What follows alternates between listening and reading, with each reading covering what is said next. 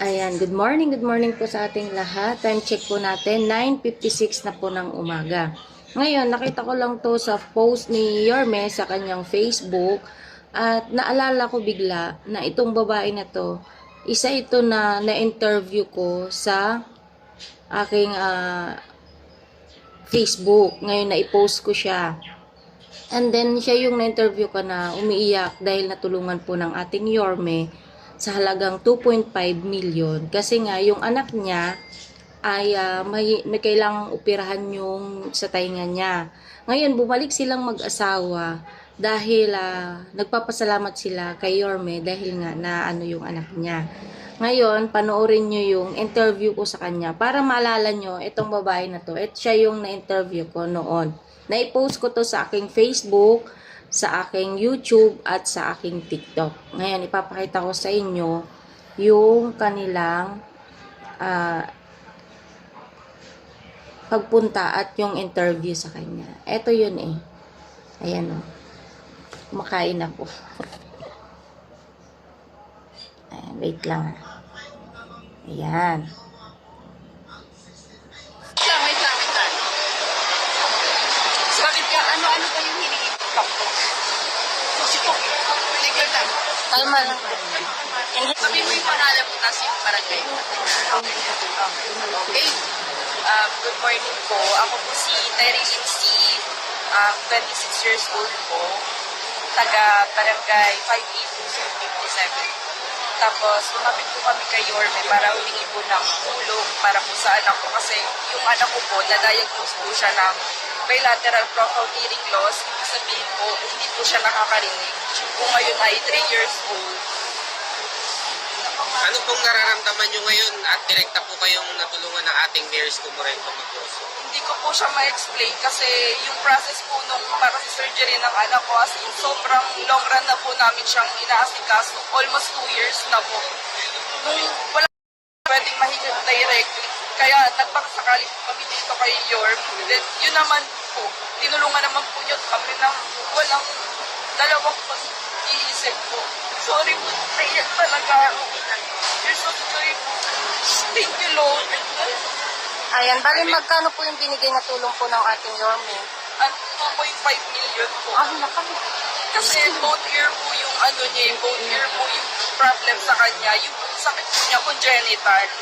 Lalagyan po siya ng device para po makarinig siya. Then, after po nun, pag na-surgery po siya, iti-therapy pa po para natututo siyang magsalita. Mensahe po ng pagsalamat.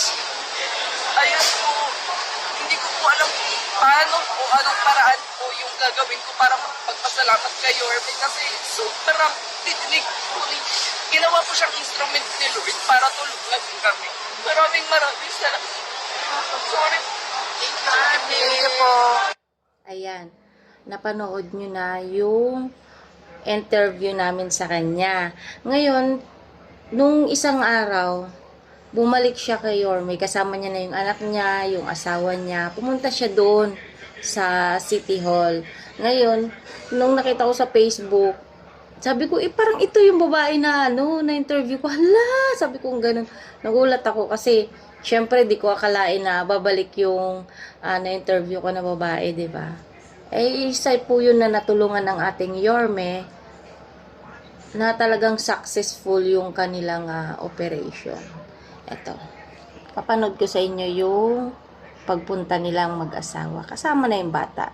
Tapos makikita nyo sa mukha ni Yorme yung kasiyahan. Tapos talagang nakangiti siya. Tapos talagang parang syempre kung anak niya yun, di ba? Tuwang-tuwa din siya. Ayan, papanood ko na sa inyo. Sa kayo, nakakarinig-rinig na siya. Talaga. Oh. Yung mga narinig pa lang po niya ngayon, pa lang po, mga tone pa lang po, mga sounds pa lang. Ayan yung Kasi babae. level pa lang po yung Nagulat ako. Sina-adjust siya. Every 2 weeks po yung kita namin sa audiologist. Tapos may therapy. Opo, kasabay po namin siya.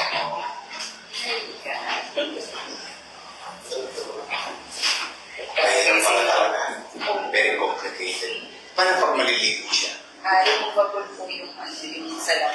Pero pwede naman po nagasain na yung ulo niya. Ano na din po. Tulo na din po. Nowadays, no, may technology. Kaya sobrang ano po, sobrang magaling. He will be given a chance.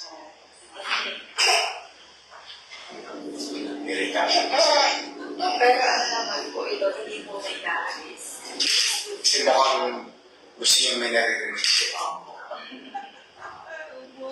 Teka, oo nga. Salamat sa Diyos. Thank you po. Thank you siya. Mabait din yung Chinese general. Kasi nakadiskwento tayo sa handling. Kaya sila bumili ng equipment. Ay, grabe. Okay, pag kasi may handling fee pa. Pinayagan tayo. 2.5 at least. You will have a better chances. Nakakaipon ng mga doctors po. Tapos based daw po dun, kasi nung time po na nag-operasyon, ano po kasi yun yes, anamyang.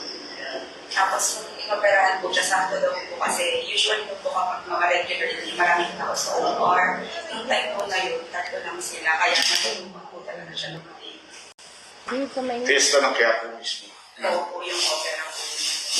Tapos based po dun sa doktor niya, siya daw po yung unang patient sa Chinese jail na ganyan sa mga case. Salamat sa Diyos.